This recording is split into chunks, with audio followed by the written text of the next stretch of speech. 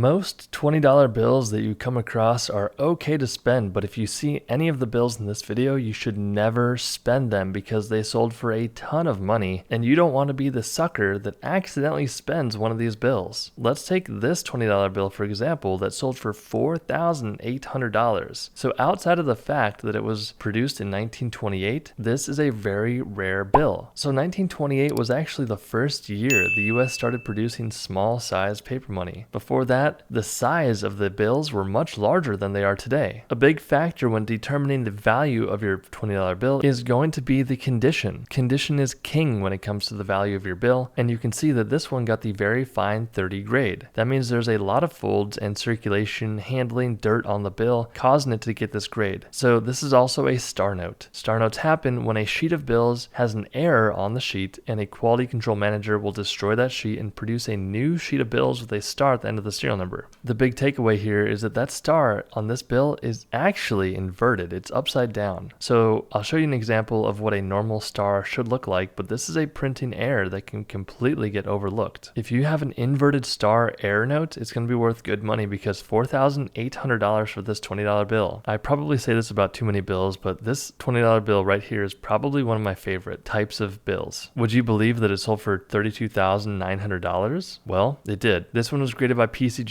at a 58 PPQ. PPQ just means premium paper quality. That means there's no tears, there's no stains, no pinholes, anything like that. It means the paper quality is premium. 58 means that there's a fold somewhere on the bill, whether that's straight down the middle or on a corner that's hitting the design. It's important to realize that the better the condition the bill's in, the more money it's going to be worth. So why did this bill sell for $32,900? Well, technically, it's a $30 bill. When you flip the bill over, you can see that there's a 10 on the back and a 20 on the front. Now, maybe technically is the wrong word, but we like to joke that it's a $30 bill. Now, sure, you could bring this $20 bill to your local bank and deposit $20 into your account, but that would be a very bad choice because there's way more collector value in a bill like this because it's a double denomination error bill. Now, believe it or not, I like to think that something like this was done intentionally by a United States Bureau of Engraving and Printing employee. Whether or not that's true is a whole nother story. But imagine working at the facility, making a few of these rare errors, and then selling one every couple of years. That would be a great way to make a ton of money. If you have one of these bills, I'm actually very jealous of you. Make sure that you bring it to a rare paper money expert before you sell it, because look, these bills are valuable. This one sold for $32,900. This one sold for $18,000. It's a 1928 light green seal bill. So you can tell that the seal and the serial numbers are a bit more light green than usual. This is also a star note. You can tell that the stars are not inverted here. They're normal upright. The main reason why it sold for so much money is because it's such a high grade. For a banknote being almost 100 years old, getting this high of a grade is really challenging. Because it graded so highly, it sold for $18,000. I'll spend just 10 seconds here, but essentially if you know who D.B. Cooper is, this was his ransom money in 1971. This was verified authentic and genuine by PCGS banknote, and this piece of scrap $20 bill sold for $10,800. So when you're looking at the back of this $20 bill, you wouldn't imagine that it sold for $25,300 until you flipped it over to the front. Now it's important to know that during the printing process, the back of the bill is actually the first print. Then the second print is the front, and then the third and final print is where this Del Monte banana sticker is, aka the overprint. So the second print came down, and then in between the second and third prints, someone stuck a banana peel in between that area, and then the third print printed on top of it. If you have an obstruction error like this, never ever remove the obstruction. Leave it on there, because this bill would be worth a small fraction of the value if that sticker was gone. Yes, you would be missing some of that overprint ink, but more importantly, you'd be missing that Del Monte sticker. So originally, this bill sold for $25,300 in 2006, and here's an updated picture of that bill that sold in 2021 for a staggering $396,000 for the same exact bill, but just at a different time period. This is why two factors are so important for paper money when selling it. The first factor is bidding wars. Sometimes there will be multiple high-profile bidders going after a specific item in an auction. If two people really want the bill and they're getting emotionally invested, they'll end up spending way more than initially anticipated. That in combination with market conditions. When is the bill being sold? Is it during a time when the market's really hot, or is it during a time when there's a lot of uncertainty, fear, and doubt in the market? This was the perfect storm that allowed this this $20 bill to sell for $396,000. If you learned something and enjoyed this video, smash that subscribe button, share it with a friend, and we'll see you in the next video.